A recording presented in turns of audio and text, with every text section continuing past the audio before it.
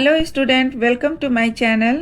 आज के इस वीडियो में हम क्लास 10th का जो पहला चैप्टर है केमिकल रिएक्शंस एंड इक्वेशन, उसके क्वेश्चन को सॉल्व करेंगे। तो चलो स्टार्ट करते हैं। देखते हैं पहला क्वेश्चन नंबर 1। क्वेश्चन नंबर 1 में बता रहा है कि which of the statement about the reaction below are incorrect, और नीचे रिएक्शन दिया हुआ है। तो इस रिएक्शन के बारे में कह रहा है कि 4 ऑप्शन जो दिए गए हैं उसमें से कौन गलत है। तो पहले हम रिएक्शन को देखते हैं। पीबीओ जो है वो पीबी में कन्वर्ट हो गया है। तो हम जैसा कि जानते हैं कि जब ऑक्सीजन का लॉस होता है तो रिडक्शन होता है। तो यानी कि पीबीओ जो है वो रिड्यूस्ड कर गया है पीबी में। तो हमारा फोर्थ ऑप्शन जो है lead oxide is getting reduced, ये सही है। फिर दूसरे को देखते हैं कि कार्बन जो है एक्सेप्ट करता है ऑक्सीजन को और CO2 में कन्वर्ट हो जाता है। तो जब ऑक्सीजन एक्सेप्ट होता है, गेन होता है, तो ऑक्सीडेशन होता है। तो कार्बन जो है ऑक्सीडाइज हो गया है कार्बन डाइऑक्साइड में। तो हमारा सी ऑप्शन जो है वो भी सही है। लेकिन हमसे पूछ रहा है कि गलत कौन है, इनकरेक्ट कौन है। तो ए और बी दो इसका इनकरेक्ट आंसर है। तो हमारा आंसर होगा ए एंड बी। अब चलो दूसरे क्वेश्चन को देखते हैं।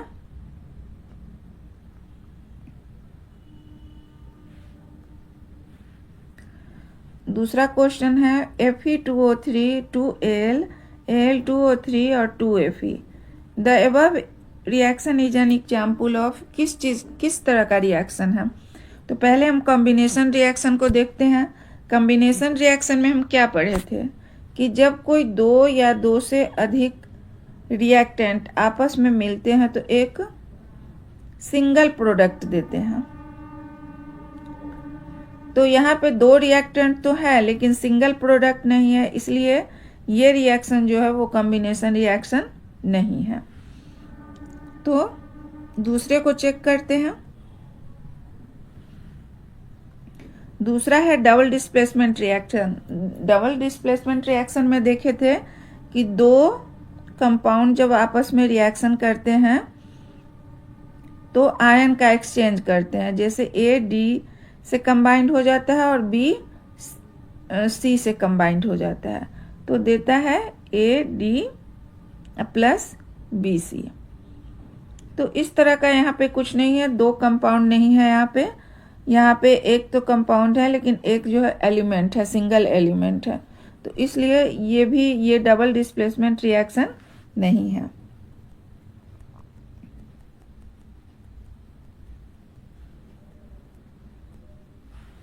ये भी हमारा नहीं है।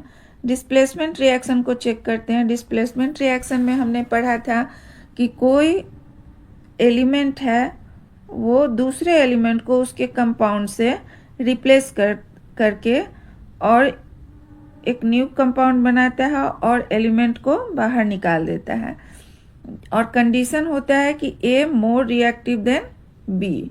तो ऊपर वाले रिएक्शन को चेक करते हैं। यहाँ Al जो है वो Fe को रिप्लेस किया है और Al2O3 बनाया है और 2Fe बनाया है। तो यहाँ पर क्या है कि Al जो है वो मोर रिएक्टिव है Fe से, इसलिए Al Fe को रिप्लेस कर देता है। Al मोर रिएक्टिव है Fe से, तो Al Fe को रिप्लेस करके Al2O3 बनाता है और 2Fe बनाता है। तो इस तरह से ये जो दिया हुआ रिएक्शन जो है वो डिस्प्लेसमेंट रिएक्शन है। और लास्ट में डिकम्पोजिशन रिएक्शन है। वैसे तो हमको अपना आंसर मिल गया है लेकिन देख लेते हैं, रिवाइज कर लेते हैं डिकम्पोजिशन रिएक्शन को। इसमें एक सिंगल प्रोडक्ट होता है और वो दो या दो से अधिक भाग में टूट जाता है। तो ऊपर वाला रिएक्शन डिकम्पोजिशन रिएक्शन भी नहीं है। तो इस तरह हमारा आंसर क्या है, सी हो गया। तो क्लियर हो गया ये क्वेश्चन। अब नेक्स्ट क्वेश्चन की ओर बढ़ते हैं।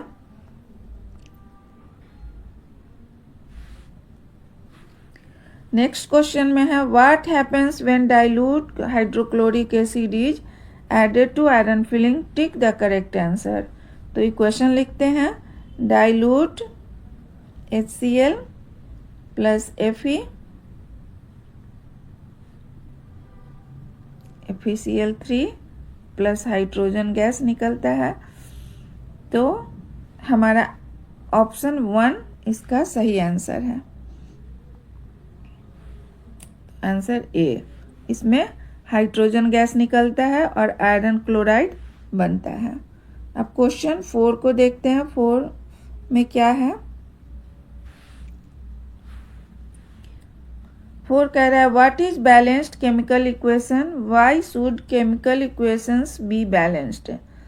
बैलेंस्ड केमिकल इक्वेशन क्या है? केमिकल इक्वेशन, उस केमिकल इक्वेशन को हम बैलेंस्ड कहेंगे जिसमें दोनों ओर numbers of atom of each element equal होगा। तो इस इक्वेशन को देखते हैं। इसमें मैग्नीशियम के 2 एटम हैं, तो यहाँ भी मैग्नीशियम के 2 एटम हैं।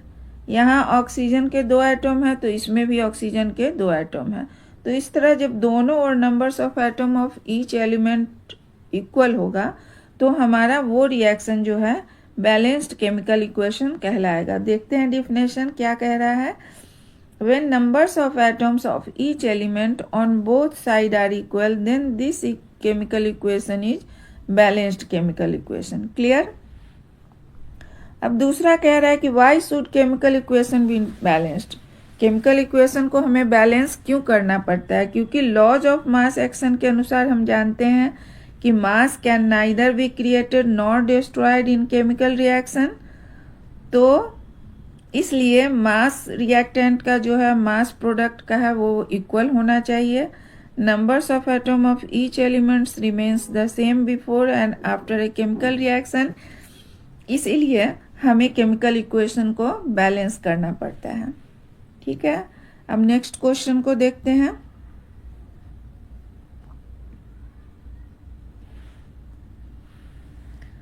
Translate the following statement into chemical equation and then balance them. इस कह रहा है कि इस केमिकल इक्वेशन को देखिए और फिर उसको बैलेंस कीजिए। तो हाइड्रोजन गैस है जो कि नाइट्रोजन से कंबाइन करके अमोनिया देता है। तो लिखते हैं पहले हाइड्रोजन, फिर नाइट्रोजन, फिर अमोनिया लिखते हैं। तो हाइड्रोजन को हम जानते हैं कि H2 लिखते हैं, नाइट्रोजन को N2 लिखते हैं, अमोनिया को NH3 लिखते हैं। तो इसको बैलेंस करते हैं। इधर देखते हैं 3 हाइड्रोजन है और 1 नाइट्रोजन है, इधर 2 नाइट्रोजन है। तो इसको इक्वल करने के लिए यहाँ पे 2 लिखते हैं। अब यहाँ 6 हाइड्रोजन हो गया, यहाँ 2 हाइड्रोजन है, तो इसको बैलेंस करने के लिए यहाँ पे 3 लिख देते हैं। तो इस तरह ये इक्वेशन हमारा बैलेंस हो जाता है। अब हम एक बात कहना चाहेंगे कि स्टूडेंट्स को कुछ कॉमन एलिमेंट के सिंबल को याद रखना चाहिए, उसे पता होना चाहिए। जैसे हाइड्रोजन को सिंबल में क्या लिखते हैं, नाइट्रोजन को सिंबल में क्या लिखते हैं। तो इस तरह ये जो चार्ट है इसको याद रखना चाहिए। जैसे अल्युमिनियम को Al कहते हैं, आर्गन को Ar, बेरियम को Br, इस तरह करके कुछ कॉमन एलिमेंट्स हैं, उसके सिंबल को याद रखना चाहिए। और कुछ आयंस है, उस आयंस को भी हमें कैसे लिखना है ये हमको पता होना चाहिए। तो इसको ध्यान में रखना है और बार बार आप अपने नोटबुक पे लिख के उसको रिवाइज करते रहना है, तो हमें कोई भी केमिकल इक्वेशन लिखने में प्रॉब्लम नहीं होगा। तो अब हम नेक्स्ट क्वेश्चन की ओर चलते हैं।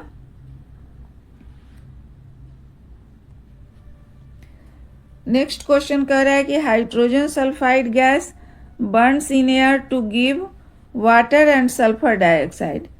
तो हाइड्रोजन सल्फाइड लिखते हैं, तो हाइड्रोजन सल्फाइड को कैसे लिखते हैं? H2S लिखते हैं, एयर मतलब ऑक्सीजन। सल्फर डाइऑक्साइड को SO2 लिखते हैं, वाटर H2O। अब देखते हैं बैलेंस करके।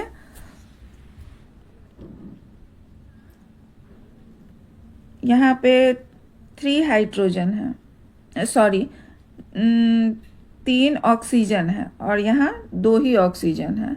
तो उसको इक्वल करने के लिए हम लोग क्या करेंगे? यदि हम यहाँ पे 2 लिख देते हैं तो 4 हो जाता है, तो 4 हो जाता है, तो यहाँ भी 2 लिखना पड़ेगा। और यहाँ पे हम देखते हैं कि 1s है,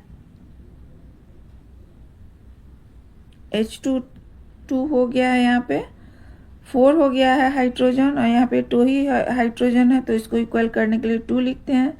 फिर यहाँ पे 2s हो गया है, तो यहाँ पे फिर इसको 2 लिखते हैं,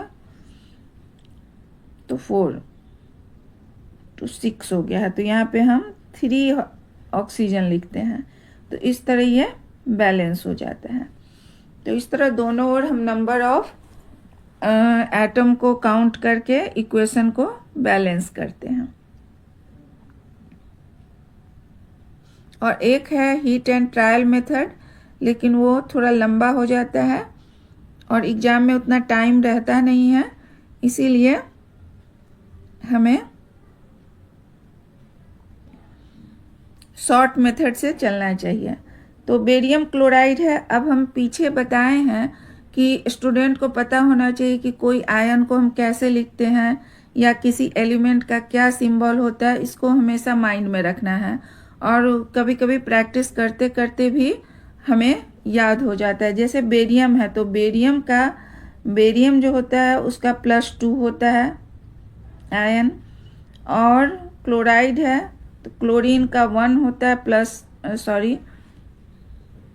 -1 होता है। तो इसको क्रॉस करते हैं इस तरह से, तो कैसे लिखा जाएगा, BaCl2। Ba को 1 से किए मल्टीप्लाई, तो Ba हो गया बेरियम, और क्लोरीन को 2 से मल्टीप्लाई किए तो Cl2। तो इस तरह हम BaCl2 को इस तरह से लिखते हैं। तो BaCl2 लिख लिए। अब एल्युमिनियम सल्फेट, अब एल्युमिनियम को हम जानते हैं कि इस तरह से इस आयन को लिखा जाता है, और सल्फेट का हम जानते हैं SO4 2- होता है, इस तरह होता है। तो इसको हम लिखेंगे कैसे, अगर हमको ये पता होगा कि आयन कैसे लिखा जाएगा, तो Al के नीचे हम लिखेंगे 3+ और SO4 की नज़दीक लिखेंगे 2- जो होगा, तो और इसको ऐसे मल्टीप्लाई करेंगे। तो मल्टीप्लाई करने पर क्या होगा, Al2SO4 होल 3, ये आ जाएगा इसका।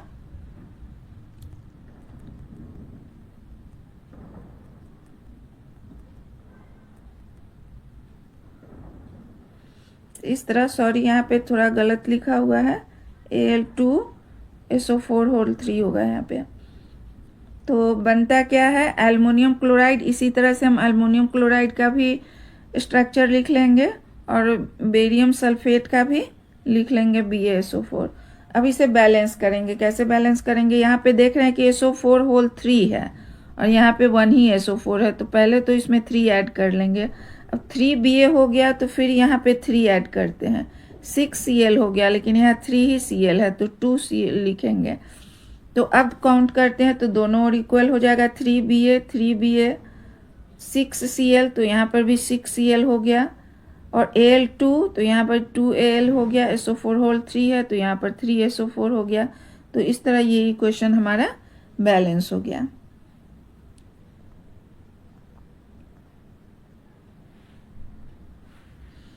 अब नेक्स्ट क्वेश्चन है, potassium metal reacts with water to give potassium hydroxide and hydrogen gas. तो पोटासियम है, फिर वाटर है, potassium hydroxide and hydrogen gas. तो पोटासियम को हम K लिखेंगे, वाटर को H2O, पोटासियम हाइड्रोक्साइड को KOH, हाइड्रोजन को H2। अब बैलेंस करते हैं, तो यहाँ पे 3 हाइड्रोजन है, यहाँ पे 2 ही हाइड्रोजन है। तो पहले इसको 2 लिख करके और इसको 4 करते हैं, तो 4 करेंगे तो इधर 3 है, तो यहाँ पे 2 लिख देते हैं, तो 4 हो जाएगा। अब 2K हो गया, तो यहाँ पर भी 2 लिख देंगे।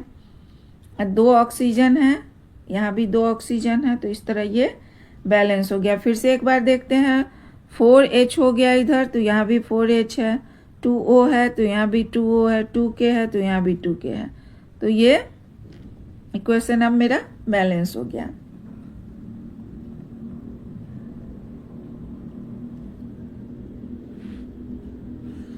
अब क्वेश्चन नंबर 6 को देखते हैं। 6 क्या कहते हैं, balance the following chemical equation. अब इस इक्वेशन को कहता है बैलेंस करने के लिए। तो नंबर्स ऑफ एटम को काउंट करेंगे प्रत्येक एलिमेंट के लिए।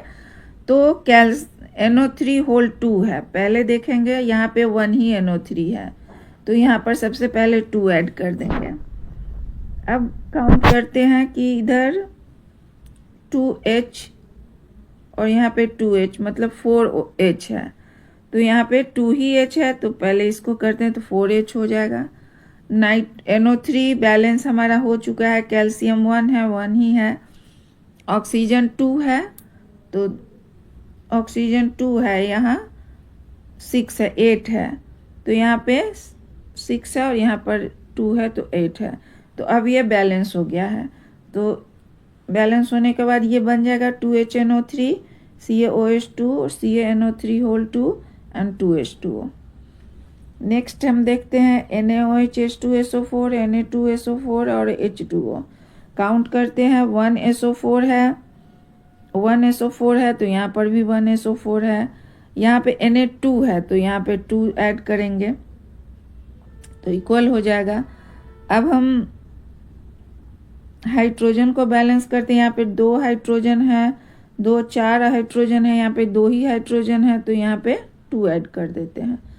अब ये बैलेंस हो गया, तो इस तरह से ये बैलेंस हो गया है।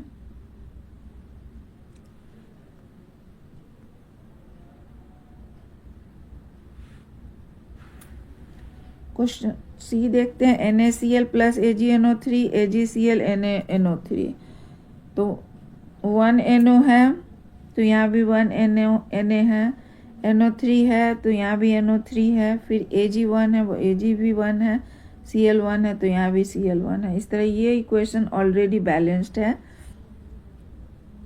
इस तरह हो जाएगा। फिर डी देखते हैं, BaCl2, H2SO4, BaSO4, HCl, तो Ba1 है, यहाँ भी Ba1 है, Cl2 है, लेकिन यहाँ Cl एक ही है, तो यहाँ पे 2 ऐड कर देते हैं। अब H2 यहाँ पे 2 है, तो यहाँ पे H2 हो गया, और SO4 है तो SO4 हो गया। तो इस तरह BaCl2, H2SO4, BaSO4, 2HCl balance होने के बाद ऐसा इक्वेशन बन गया। चलो अब क्वेश्चन नंबर 7 को देखते हैं। क्वेश्चन नंबर 7 में क्या कहा गया है कि right the balance chemical equation for the following reaction. नीचे वर्ड इक्वेशन दिया हुआ है, उसको पहले हमको केमिकल इक्वेशन में लिखना है, फिर उसको बैलेंस करना है। तो कैल्शियम हाइड्रोक्साइड को हम CaOH2 के रूप में लिखते हैं, कार्बन डाइऑक्साइड को CO2 लिखते हैं, कैल्शियम कार्बोनेट को CaCO3 और वाटर को H2O लिखते हैं। अब हमें बैलेंस करना है इसको।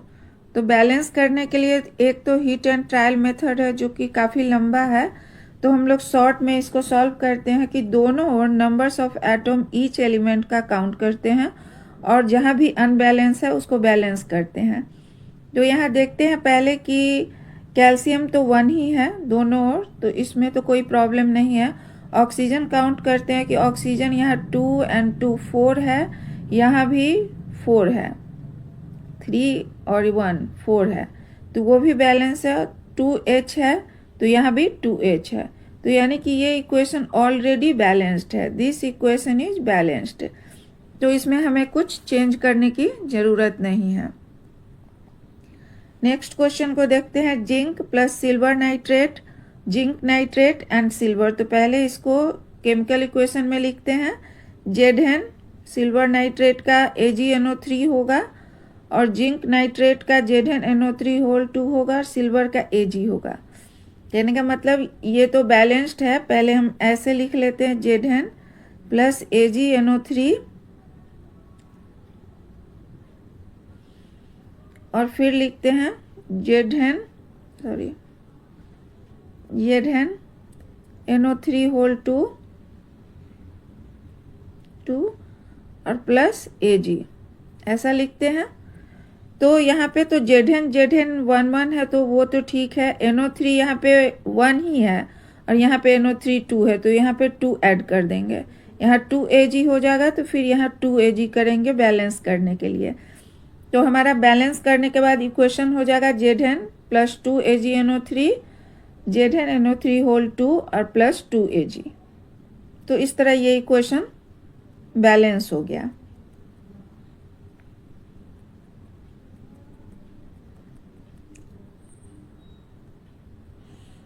अब नेक्स्ट क्वेश्चन को देखते हैं।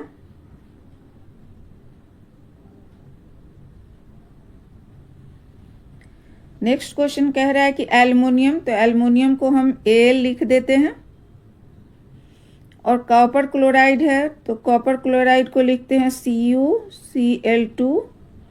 एल्युमिनियम क्लोराइड को लिखते हैं AlCl3 प्लस कॉपर को Cu लिखते हैं। अब देखते हैं कि दोनों और क्या बैलेंस है। यहाँ पे Cl2 है, यहाँ पे Cl3 है और यहाँ पर Cu और Al तो दोनों बैलेंस है, तो यहाँ पे हम इसको बैलेंस करने के लिए 3 लिख देते हैं तो 6Cl हो जाता है। और यहाँ पे 2AlCl3 लिख देते हैं तो 6Cl हो जाता है। Al2 हो जाता है तो यहाँ पे 2Al लिख देते हैं। इस तरह से 2Al 3CuCl2 और 2AlCl3 और 3Cu, यहाँ पे 3Cu हो गया तो यहाँ पे 3 ऐड कर देंगे तो 3Cu हो जाएगा। तो इस तरह यह इक्वेशन बैलेंस हो गया। तो इस तरह दोनों ओर नंबर्स ऑफ एटम को काउंट करेंगे ईच एलिमेंट के लिए और इस तरह इक्वेशन को हम बैलेंस करेंगे। तो चलो नेक्स्ट क्वेश्चन देखते हैं। D, barium chloride. Barium chloride को हम BaCl2 लिखते हैं और पोटासियम सल्फेट K2SO4 लिखते हैं और बेरियम सल्फेट हो गया BaSO4 प्लस पोटासियम क्लोराइड को KCl लिखेंगे। अब बैलेंस करेंगे। यहाँ पे SO4, यहाँ पे 1Ba है तो यहाँ भी 1Ba है। Cl2, यहाँ पे 2Cl है लेकिन यहाँ पे 1 ही Cl है तो इसमें 2 ऐड कर देंगे तो हो गया बैलेंस। K2 है यहाँ पर तो यहाँ भी 2K है। SO4 यहाँ पे है तो यहाँ पर भी SO4 है। तो इस तरह BaCl2, K2SO4, BaSO4 और 2KCl कर देंगे तो बस हमारा ये इक्वेशन बैलेंस हो जाएगा। तो इस तरह से ये क्वेश्चन सॉल्व हो गया। अब नेक्स्ट क्वेश्चन की ओर बढ़ते हैं। Question number 8। क्वेश्चन नंबर 8 में कहा गया है कि right the balanced chemical equation for the following and identify the type of reaction in each case. कह रहा है कि सबसे पहले तो इसके इक्वेशन को लिखिए और बैलेंस कीजिए और फिर बाद में बताइए कि ये कौन सा इक्वेशन है, किस टाइप का रिएक्शन है।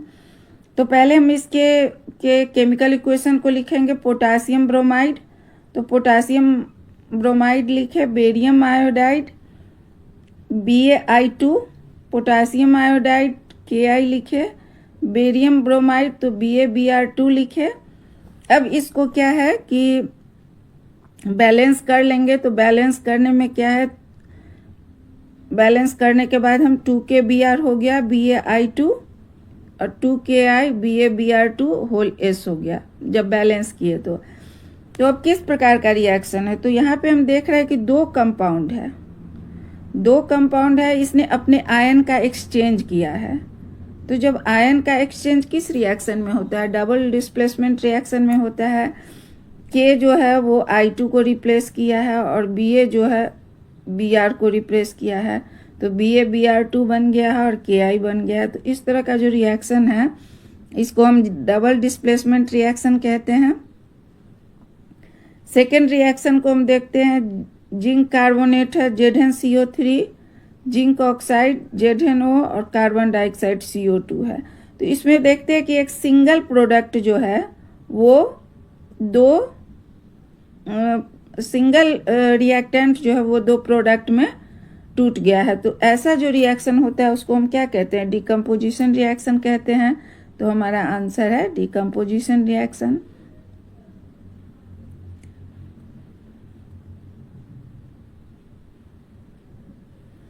अब सी में है हाइड्रोजन क्लोरीन लिखा गया है और हाइड्रोजन क्लोराइड 2HCl। तो ये दो रिएक्टेंट आपस में कंबाइन करके एक सिंगल प्रोडक्ट दे रहे हैं।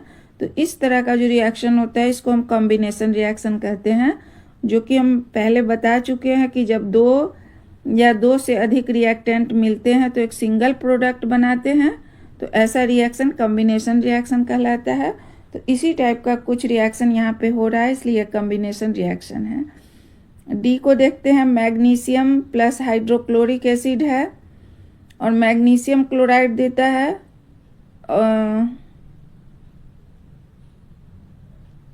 सॉरी यहाँ पे गलत लिखा गया है, MgCl2 होगा प्लस हाइड्रोजन होगा। तो इस तरह हम देखते हैं कि यहाँ पर मैग्नीशियम जो है सिंगल एलिमेंट है और ये कंपाउंड है, तो मैग्नीशियम जो है वो हाइड्रोजन को रिप्लेस कर देता है और MgCl2 बनाता है और H2 बनाता है। तो Mg जो है ये मोर रिएक्टिव है,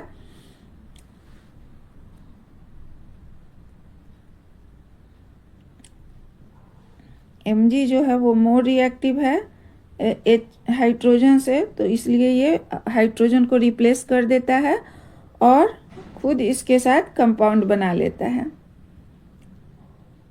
तो इस तरह का जो रिएक्शन होता है इसको हम डिस्प्लेसमेंट रिएक्शन कहते हैं। MgCl2 फॉर्म करेगा, ये गलत लिखा हुआ है। तो नेक्स्ट क्वेश्चन की ओर चलते हैं।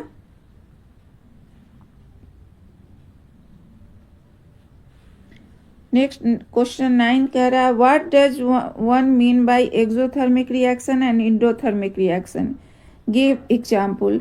हम बता चुके हैं कि जब रिएक्शन में, किसी भी रिएक्शन में एनर्जी निकलती है, जब बाहर निकलती है तो हम उसे क्या कहते हैं, तो उस रिएक्शन को हम एक्सोथर्मिक कहते हैं। जैसे कॉम्बिनेशन रिएक्शन में जो होता है कि जब कोई रिएक्टेंट या दो से अधिक रिएक्टेंट आपस में मिलकर के एक सिंगल प्रोडक्ट देते हैं, तो इस तरह का जो रिएक्शन होता है इसमें एनर्जी लिबरेट होती है, एनर्जी निकलती है, तो इसको एक्सोथर्मिक रिएक्शन कहते हैं।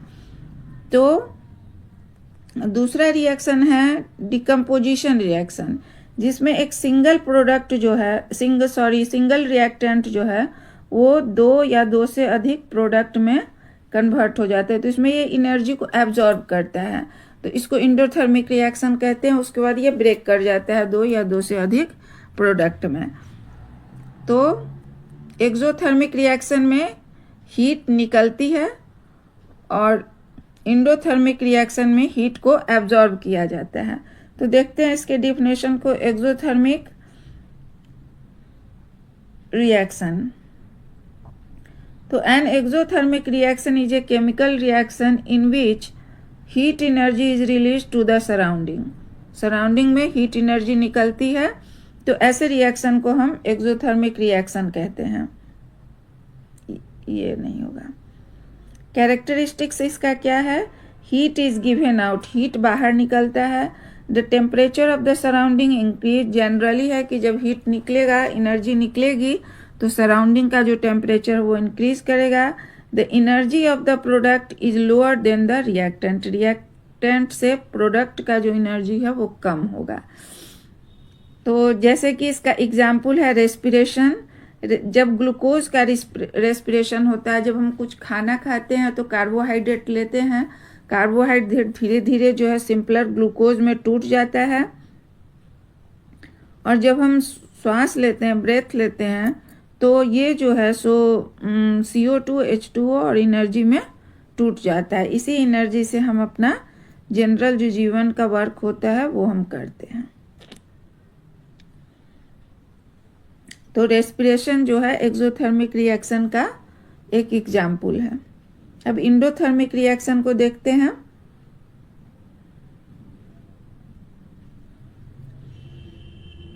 इंडोथर्मिक रिएक्शन में हीट एब्जॉर्ब होता है, तो and endothermic reaction is a chemical reaction which heat energy absorb from the surrounding, surrounding से हीट को एब्जॉर्ब करके तब ये रिएक्शन होता है। तो इसमें heat is taken in, the temperature of the surroundings decrease, अगर टेम्परेचर लेता है तो सराउंडिंग का टेम्परेचर नेचुरली डिक्रीज होगा। Energy of product is higher than reactant, reactant से प्रोडक्ट का एनर्जी ज़्यादा होता है।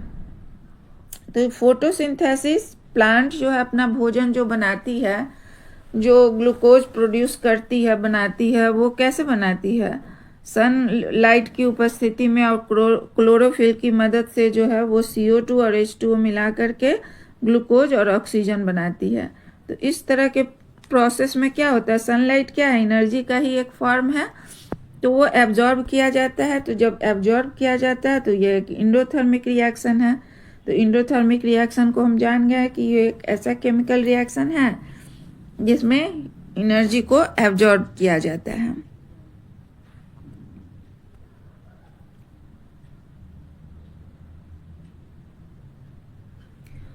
अब कह रहा है क्वेश्चन नंबर 10 में कि why is in respiration is considered as an exothermic reaction, explain. Respiration जो है वो एक्सोथर्मिक रिएक्शन है क्योंकि जब रेस्पिरेशन होता है, हम खाना खाते हैं और जब वो लास्टली ग्लूकोज में बदल जाता है कार्बोहाइड्रेट हमारा, और जब हम श्वास लेते हैं तो उसका ऑक्सीडेशन होता है, और ऑक्सीडेशन होने से CO2, H2 और एनर्जी निकलती है। तो चूंकि एनर्जी निकल रही है इसीलिए हम ऐसे रिएक्शन को एक्सोथर्मिक रिएक्शन कहेंगे, और इसी एनर्जी का हम यूटिलाइज करते हैं अपने वर्क करने में। तो इसको हम देखते हैं डिफिनेशन में कैसे लिखेंगे। Respiration is an exothermic reaction because during process energy is released in the form of heat. In respiration glucose react with oxygen inside the cells to produce carbon dioxide water energy. The chemical equation for the respiration is glucose है 6O2 है 6CO2 plus 6H2O plus energy इसमें liberate होती है, energy निकलती है, इसलिए respiration को हम एक्सोथर्मिक रिएक्शन कहते हैं। अब चलो 11th क्वेश्चन को देखते हैं। 11th क्वेश्चन में क्या कहा गया है। Why are decomposition reaction are opposite of combination reaction, write equation for this reaction. कह रहा है क्या कि हमें बताना है कि डिकम्पोजिशन रिएक्शन जो है कॉम्बिनेशन रिएक्शन का अपोजिट है। तो सबसे पहले हम जो पढ़ चुके हैं उसको हम देखेंगे। कॉम्बिनेशन रिएक्शन में दो या दो से अधिक रिएक्टेंट जो होता है वो रिएक्ट करके एक सिंगल प्रोडक्ट देता है। तो ये हमारा कॉम्बिनेशन रिएक्शन है। डिकम्पोजिशन रिएक्शन में जस्ट रिवर्स होता है, एक सिंगल प्रोडक्ट जो होता है वो दो या दो से अधिक प्रोडक्ट में टूट जाता है। तो ये कॉम्बिनेशन रिएक्शन है, कॉम्बिनेशन है, और ये डिकम्पोजिशन है, नीचे वाला डिकम्पोजिशन है। तो हम देख रहे हैं कि दोनों एक दूसरे के अपोजिट आ रहा है। ठीक है, तो इस तरह से हम इसे कह सकते हैं कि डिकम्पोजिशन रिएक्शन जो है वो जस्ट अपोजिट होता है कॉम्बिनेशन रिएक्शन का। यहाँ पे दो रिएक्टेंट मिलके एक सिंगल प्रोडक्ट बना रहे हैं और यहाँ एक सिंगल रिएक्टेंट दो प्रोडक्ट बना रहे हैं। अब इसको डिफिनेशन और एक इक्वेशन के थ्रू देखते हैं।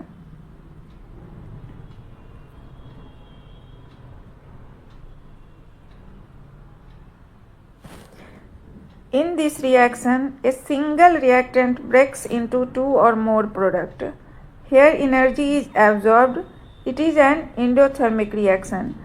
डिकम्पोजिशन रिएक्शन में जो है एनर्जी को एब्जॉर्ब किया जाता है। वो एनर्जी किसी भी फॉर्म में हो सकता है, लाइट फॉर्म में हो सकता है, हीट फॉर्म में हो सकता है, इलेक्ट्रिसिटी के फॉर्म में हो सकता है।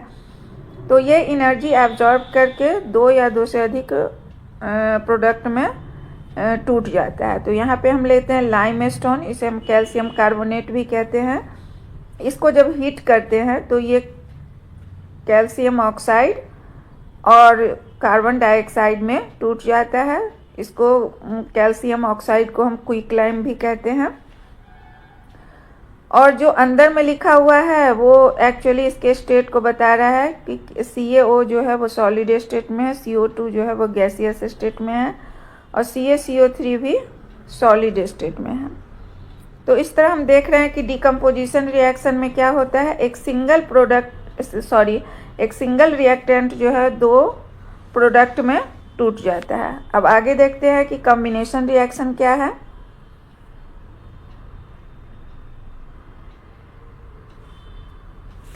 कॉम्बिनेशन रिएक्शन में क्या है कि दो रिएक्टेंट है, कार्बन और ऑक्सीजन दो रिएक्टेंट है, और वो सिंगल एक प्रोडक्ट में कन्वर्ट हो जाता है। तो इसमें जो है एनर्जी रिलीज होती है। तो यह एक एक्सोथर्मिक रिएक्शन है। जैसे in this reaction two or more reactant combines to form single product, here energy is release, it is an in exothermic reaction. Burning of coal इसका एग्जाम्पल है। तो सी ये सॉलिड स्टेट में है, ऑक्सीजन गैसियस स्टेट में है और CO2 gaseous state में फॉर्म करता है।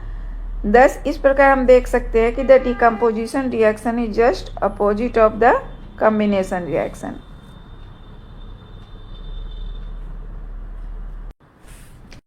क्वेश्चन नंबर 12 है। क्वेश्चन नंबर 12 में पूछ रहा है कि write one equation is for decomposition reaction where energy is supplied in the form of heat, light और इलेक्ट्रिसिटी।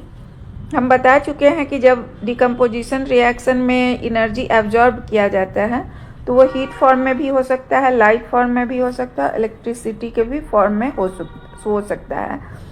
तो इसमें हम वन बाय वन एक एग्जाम्पल के थ्रू देखते हैं। डिकम्पोजिशन अगर हीट के द्वारा हो रहा है, हीट को एब्जॉर्ब करके अगर डिकम्पोजिशन हो रहा है तो ऐसे डिकम्पोजिशन को हम थर्मल डिकम्पोजिशन कहते हैं। जैसे कि CaCO3 हीट एब्जॉर्ब करता है, इसको लाइमस्टोन कहते हैं। CaO कैल्शियम ऑक्साइड में टूटता है और कार्बन डाइऑक्साइड में ब्रेक कर जाता है। कैल्शियम ऑक्साइड को हम क्विकलाइम भी कहते हैं। तो इस तरह का जो डिकम्पोजिशन होता है जिसमें हीट एब्जॉर्ब किया जाता है तो इसको हम थर्मल डिकम्पोजिशन कहते हैं और डिकम्पोजिशन बाय हीट कहते हैं। दूसरा, जब हम डिकम्पोजिशन में जो है एनर्जी को हम लाइट के फॉर्म में एब्जॉर्ब करते हैं तो उसको हम फोटोकेमिकल डिकम्पोजिशन कहते हैं। जब AgCl को सनलाइट में छोड़ दिया जाता है, सनलाइट में, तो ये Ag और Cl2 में ब्रेक कर जाता है। तो चूंकि यहाँ पे एनर्जी जो एब्जॉर्ब हो रहा है वो लाइट के फॉर्म में हो रहा है, सनलाइट से ये एनर्जी ले रहा है, तो ऐसे डिकम्पोजिशन रिएक्शन को हम फोटोकेमिकल डिकम्पोजिशन कहते हैं। और इसमें डिकम्पोजिशन बाय लाइट भी कह सकते हैं। थर्ड में है डिकम्पोजिशन बाय इलेक्ट्रिसिटी। इलेक्ट्रिसिटी के द्वारा भी डिकम्पोजिशन होता है। कहने का मतलब एक सिंगल रिएक्टेंट को हम दो या दो से अधिक प्रोडक्ट में ब्रेक कर सकते हैं। तो यहाँ पे वाटर में जब इलेक्ट्रिसिटी दिया जाता है तो ये हाइड्रोजन और ऑक्सीजन में ब्रेक कर जाता है। तो इस तरह का जो रिएक्शन होता है जिसमें इलेक्ट्रिसिटी का यूज होता है उसको इलेक्ट्रोलाइटिक डिकम्पोजिशन कहते हैं। तो इस तरह हमने देखा कि तीनों का एग्जाम्पल हमने देखा कि जब हीट एनर्जी जो है हीट के रूप में एब्जॉर्ब किया जाता है या लाइट के रूप में या इलेक्ट्रिसिटी के रूप में, तो सभी के एक एक एग्जाम्पल को हमने देखा। इस तरह इस क्वेश्चन का आंसर हम लिख सकते हैं। अब नेक्स्ट क्वेश्चन को देखते हैं।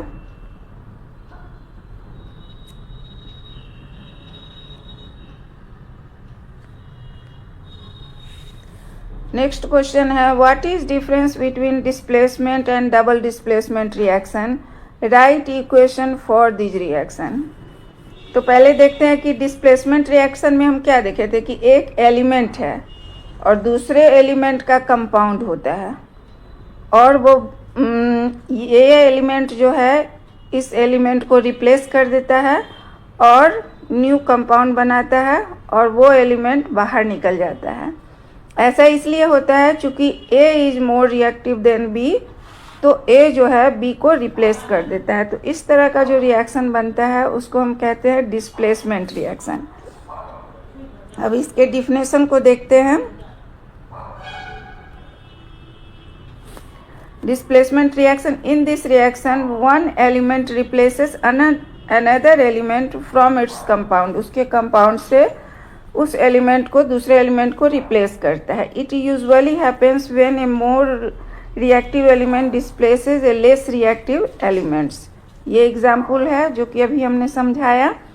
अब इसको एक केमिकल इक्वेशन के द्वारा समझते हैं कि Zn सॉलिड स्टेट में है, CuSO4 जो है वो एक्वस स्टेट में। एक्वस कहने का मतलब वाटर के साथ इसका सॉल्यूशन बना हुआ है।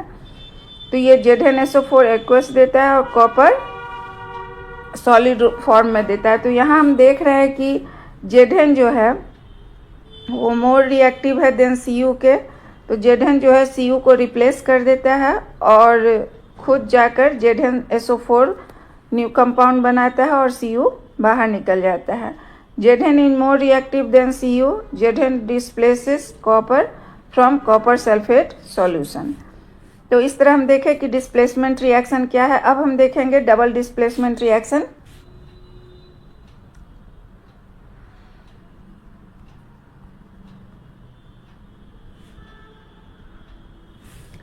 डबल डिस्प्लेसमेंट रिएक्शन में दो कंपाउंड होते हैं, जैसे ए हुआ AB और प्लस CD, दो कंपाउंड हुए। दो कंपाउंड आयन का एक्सचेंज करते हैं आपस में। जैसे कि मान लो A प्लस और B माइनस है, यहाँ भी C प्लस और D माइनस है, तो A D के साथ जुड़ जाता है और B C के साथ जुड़ जाता है। इस तरह बनता है AD प्लस BC। तो जब दो कंपाउंड के बीच आयन का एक्सचेंज होता है, दो बार एक्सचेंज होता है, तो ऐसे रिएक्शन को हम डबल डिस्प्लेसमेंट रिएक्शन कहते हैं। अब इसके डिफिनेशन को हम कैसे लिखेंगे?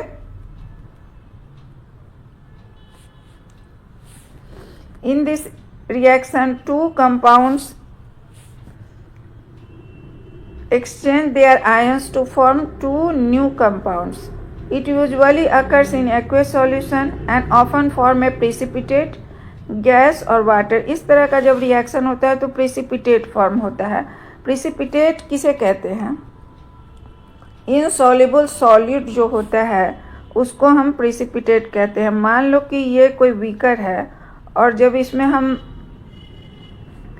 रिएक्शन करवाते हो तो प्रिसिपिटेट जो होता है वो बॉटम में जा कर के स्टोर हो जाता है और ये इनसॉल्युबल सॉलिड होता है।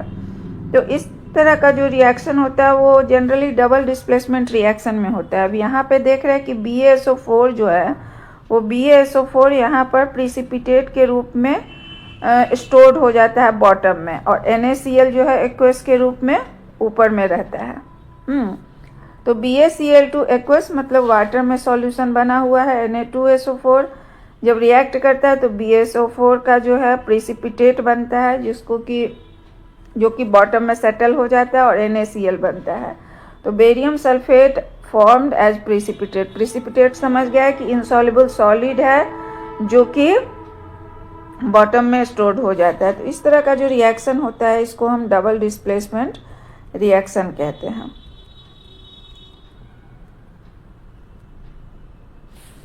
So in this reaction, two compound exchange their ion to form new compound. It usually occurs in aqueous solution and often form a precipitate gas or water.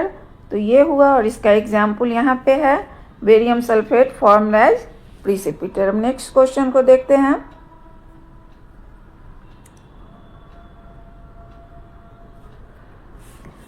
Fourteen में क्या कहते हैं? In the refining of silver, the recovery of silver from silver nitrate solution involve displacement by copper metal. Write down the reaction involved. जब हम silver nitrate से copper का reaction करवाते हैं तो कॉपर नाइट्रेट बनता है और सिल्वर बाहर निकलता है। यह एक डिस्प्लेसमेंट रिएक्शन है। डिस्प्लेसमेंट रिएक्शन इसलिए है कि ये एलिमेंट है, कॉपर जो है एक एलिमेंट है और AgNO3 एक कंपाउंड है, but Cu is more reactive than Ag। तो क्या करेगा? Cu Ag को रिप्लेस करेगा और खुद CuNO3 बना देगा और Ag बाहर निकल जाएगा। तो इस तरह से जो रिफाइनिंग होता है सिल्वर का, तो उसका इस तरह से रिएक्शन लिखा जाएगा। ठीक है, तो इस क्वेश्चन का आंसर ये हम लिखेंगे। नेक्स्ट क्वेश्चन को देखते हैं 15। What do you mean by precipitation reaction? Explain by giving example. Precipitation reaction जिस रिएक्शन में प्रिसिपिटेट फॉर्म करता है उसे ही हम प्रिसिपिटेशन रिएक्शन कहते हैं। जनरली ये डबल डिस्प्लेसमेंट रिएक्शन होता है। Precipitation reaction. A precipitation reaction is a chemical reaction in which two aqueous water soluble solution react to an insoluble solid called a precipitate। यहाँ पे कुछ गलत लिखा हुआ है। Precipitation reaction is a chemical reaction in which two aqueous solution react to form, यहाँ पे होगा टू फॉर्म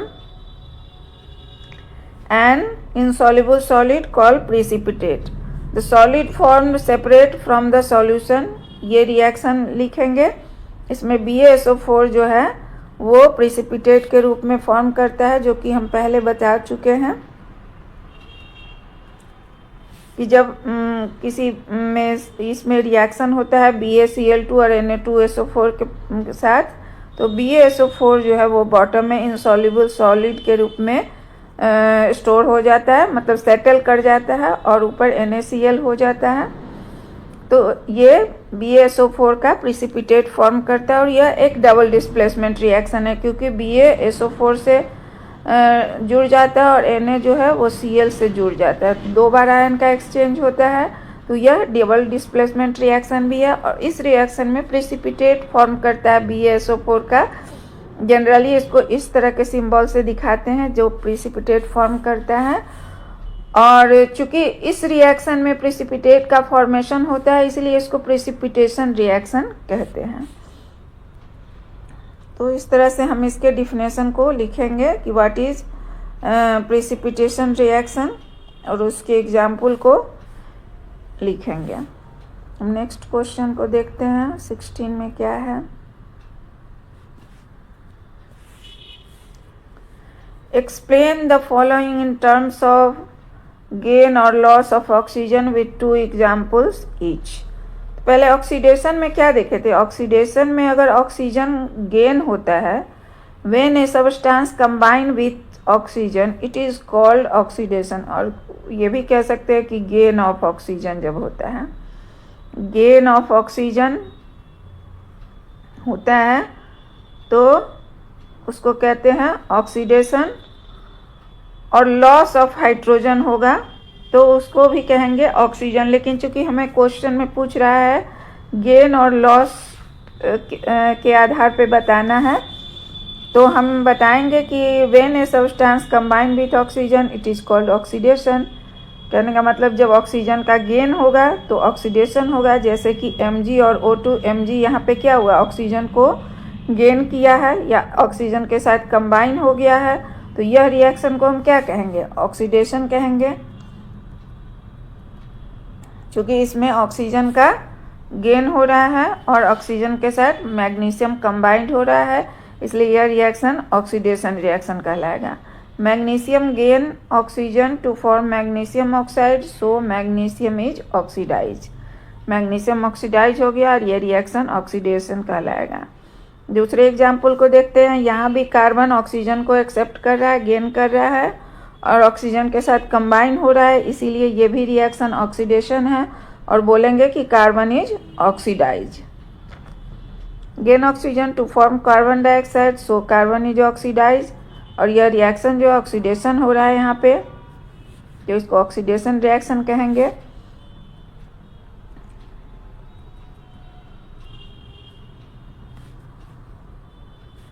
अब नेक्स्ट में देखते हैं रिडक्शन।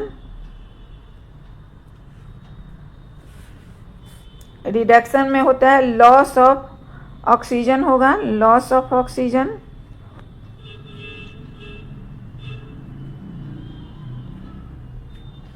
और रिमूव ऑक्सीजन। दोनों एक ही बात है, दोनों तरह से कह सकते हैं। When a substance remove oxygen from another substance it is called reduction. जैसे यहाँ पे Cu है, H2 है, तो यहाँ पे Cu बन गया, मतलब इससे ऑक्सीजन जो है बाहर निकल गया। तो जब बाहर निकल गया और वाटर बनाया तो इसको हम कहेंगे कि रिडक्शन हो रहा है, क्योंकि रिमूव हुआ है ऑक्सीजन तो ये रिडक्शन हुआ है। और CuO को कह सकते हैं कि ये रिड्यूस्ड हो गया है कॉपर में, कॉपर ऑक्साइड रिड्यूस्ड हो गया है Cu में। और चूंकि लॉस ऑफ ऑक्सीजन हुआ है, कहने का हमने ऑक्सीजन रिमूव किया गया है, इसीलिए ये रिडक्शन रिएक्शन है। और CuO को कहेंगे कि ये रिड्यूस हो गया है Cu में। Copper oxide losses oxygen forms copper, so copper oxide is reduced. दूसरे एग्जाम्पल को देखते हैं। Fe2O3 3CO 2Fe 3CO2। तो यहाँ पे भी Fe2O3 जो है वो लॉस कर दिया है ऑक्सीजन को और Fe में कन्वर्ट हो गया है, तो Fe2O3 क्या हुआ, रिड्यूस्ड हुआ है। तो और यह रिएक्शन रिडक्शन है, तो iron 3 oxide losses oxygen to form iron, so iron oxide is reduced. तो इस तरह हम समझ गए लॉस और गेन के आधार पर ऑक्सीडेशन और रिडक्शन को कैसे डिफाइन करेंगे, और उसके एग्जाम्पल्स को भी हमने देखा। अब नेक्स्ट क्वेश्चन की ओर हम बढ़ते हैं।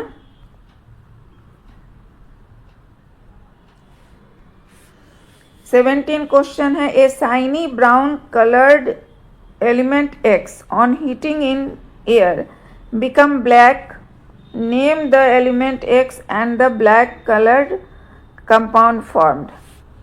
तो क्या करेंगे, पहले हम X लेते हैं, X को लेते हैं, उसके बाद उसको रिएक्शन करवाते हैं किसके साथ, कह रहा है एयर के साथ रिएक्शन करवाते हैं। नेचुरली है कि ऑक्सीडेशन होगा, कि एयर में ऑक्सीजन प्रेजेंट होते हैं, तो ये कह रहा है कि ब्लैक कलर, तो ब्लैक कलर किसका होता है,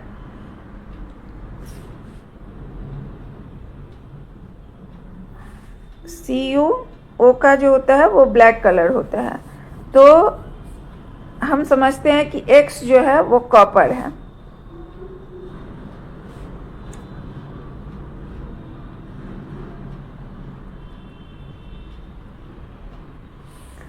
तो when copper is heated in air, it react with oxygen and form a black colored compound called copper oxide।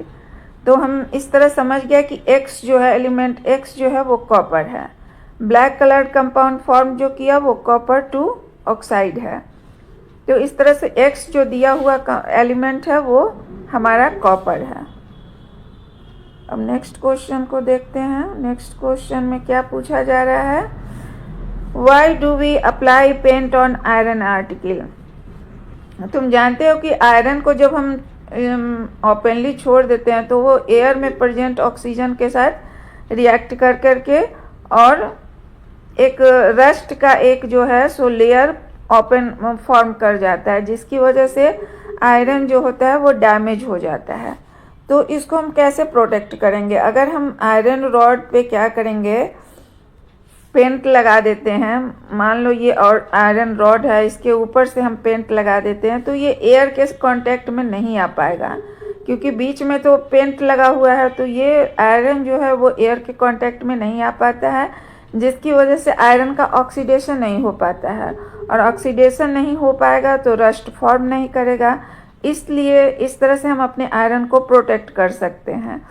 तो इसीलिए पेंट का अप्लाई किया जाता है आयरन आर्टिकल पर, ताकि वो एयर के कांटेक्ट में नहीं आए, और कांटेक्ट में नहीं आएगा तो ऑक्सीडेशन नहीं होगा, क्योंकि एयर में ऑक्सीजन प्रेजेंट होता है, उसी से ऑक्सीडेशन होता है और रस्ट फॉर्म करता है। रस्ट एक्चुअल में आयरन ऑक्साइड होता है। तो चलो इसको लिखेंगे कैसे वो देखते हैं। We apply paint on iron article to prevent rusting. Iron react with oxygen and moisture present in the air form rust iron oxide. This process is called rusting. When we apply paint, it forms a protective layer on the surface of iron. This layer prevents air and water from coming in contact with iron. As a result, rusting does not occur. इस वजह से जो है rust नहीं हो पाता, क्योंकि वो आयरन आर्टिकल एयर के कांटेक्ट में आ ही नहीं पाता है, तो नहीं आ पाता तो उसे एयर मॉइस्चर मिलता नहीं है, और मिलेगा नहीं तो फिर रस्ट फॉर्म कैसे करेगा, मतलब आयरन ऑक्साइड फॉर्म कैसे करेगा। तो इसलिए हम पेंट का यूज़ करते हैं। इस क्वेश्चन का हम आंसर इस तरह से लिखेंगे। हम नेक्स्ट क्वेश्चन को देखते हैं।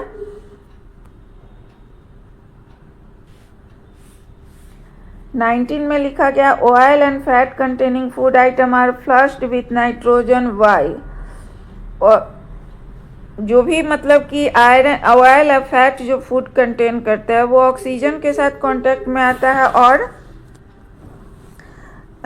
ऑक्सीडाइज होकर के वो फूड को खराब कर देता है। जब उस और नाइट्रोजन के साथ कर देने पर, फ्लश कर देने पर, नाइट्रोजन एक इनर्ट टाइप का गैस है, वो जल्दी रिएक्शन नहीं कर पाता है। इस तरह हम अपने फूड आइटम को प्रोटेक्ट करते हैं। चलो आंसर देखते हैं। Oil and fat containing foods item are flushed with nitrogen to prevent rancidity. Rancidity है ये प्रोसेस जो ऑयल और फैट ऑक्सीजन या मतलब एयर के कांटेक्ट में आने से ख़राब हो जाता है, स्पॉयल हो जाता है, तो ऐसे प्रोसेस को हम रेंसिडिटी कहते हैं। तो rancidity is the process in which oil and fats reacts with oxygen in the air and become spoiled.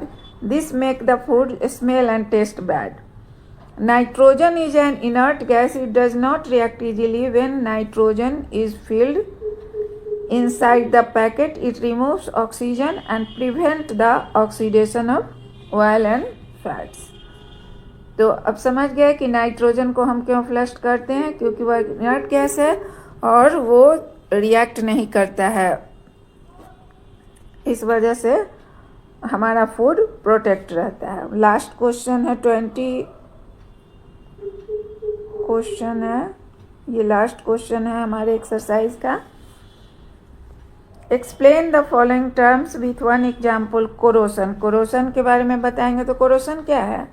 जब भी कोई कोरोसन जो है सो डैमेज करता है हमारे मेटल को, जब भी कोई मेटल हमारे एयर के कांटेक्ट में आता है तो ऑक्सीडेशन होता है, और ऑक्सीडेशन होने की वजह से हमारा मेटल डैमेज हो जाता है, और यह प्रोसेस जो है वो कोरोसन कहलाता है।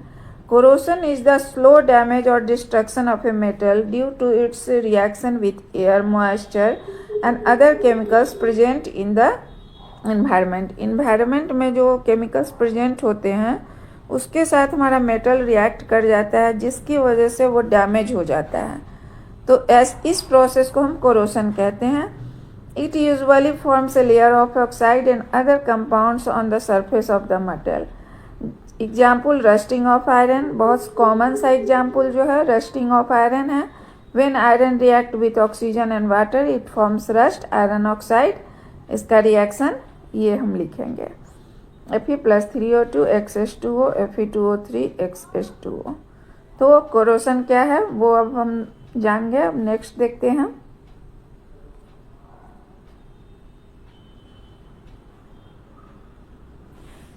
रेंसिडिटी। रेंसिडिटी वही है कि जब हम फूड को ओपनली छोड़ देते हैं तो फूड में जो ऑयल और फैट्स होते हैं वो हमारे सराउंडिंग में जो एयर होते हैं उसके ऑक्सीजन के साथ रिएक्ट करके और हमारे फूड को स्पॉइल कर देते हैं, ख़राब कर देते हैं। ये प्रोसेस जो है वो रेंसिडिटी कहलाती है। Rancidity is the process in which food containing oil and fats react with oxygen in the air becomes spoiled. It causes bad smell and bad taste in food. Example है कि जब butter को हम कुछ देर के लिए ओपन छोड़ देते हैं, it react with oxygen and develop an unpleasant smell. This is due to rancidity. तो समझ गया कि व्हाट इज रेंसिडिटी क्या है। तो आज के इस वीडियो में हमने एक्सरसाइज के सारे क्वेश्चन को सॉल्व किया है, और इसको तुम केयरफुली पढ़ो, और अगर कुछ प्रॉब्लम अगर तुम में महसूस होती है तो कमेंट सेक्शन में लिख सकते हो, और इस चैनल को सब्सक्राइब करो ताकि नेक्स्ट वीडियो की नोटिफिकेशन तुम्हें मिले। तब तक तुम पढ़ाई करते रहो और मिलते हैं नेक्स्ट वीडियो में।